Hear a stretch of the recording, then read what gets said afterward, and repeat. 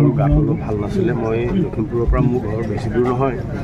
তথাপি ইয়াতে মোৰ চিনাকি মানুহৰ লগত আছিলোঁ সুস্থ পাইছিলে ফলৰ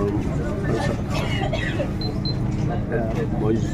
য'ত আছোঁ তেওঁক খবৰ দিলে মোক জগাইলোঁ যেনেকৈ মা ঢুকাইছে বুলি সেয়াই আৰু মা ঢুকালোঁ আজি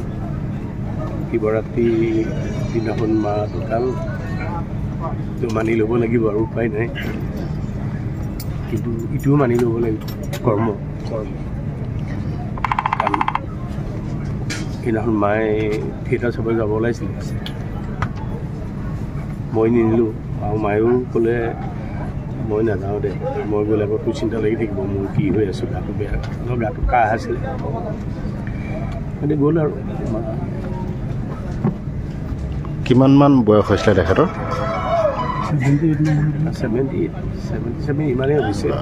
সঠিক বয়স মাৰ আমি নাজানো আপুনি মঞ্চ অভিনয় কৰাৰ পিছত ঘৰত গৈ হয় মই এতিয়া দৰ্শক যিহেতু আহিছে যি নাটক আছে আৰু যিহেতু মোৰ খাদ্যখন নাটক অভিনয় থিয়েটাৰ 120 জন মানুহ জড়িত হৈ আছে ৰাইজ জড়িত হৈ আছে আধাৰ কমি জড়িত হৈ আছে গতিকে মাক এতিয়া তেনেকৈ তুলসী তলতে অহা হৈছে আৰু মই যোৱালৈ কোনোবাইটো আহি আছে গুৱাহাটীৰ পৰা গতিকে মই গৈ পেলাই সৎকাৰ কৰিম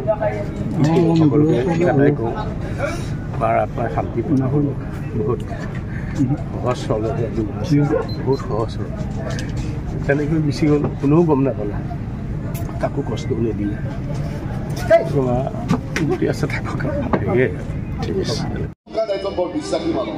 তেওঁ বিশ্বাস ক'ব নাজানে দমনচোৰা কি বস্তু তেওঁ নাজানে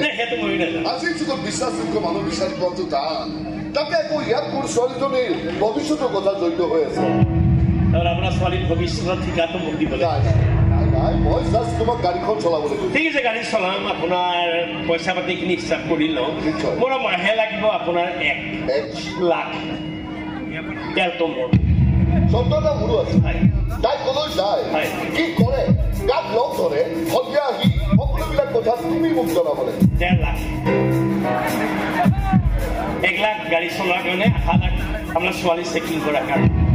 নাই টকাৰ কাৰণে তুমি চিন্তা কৰিব নালাগে মাত্ৰ তুমি চকু দিবা যাতে মোৰ ছোৱালীজনীয়ে মোক কেতিয়াও ঠগাব নোৱাৰে কিয় আপোনাৰ ছোৱালীজনী ঠগ নেকি হ'বও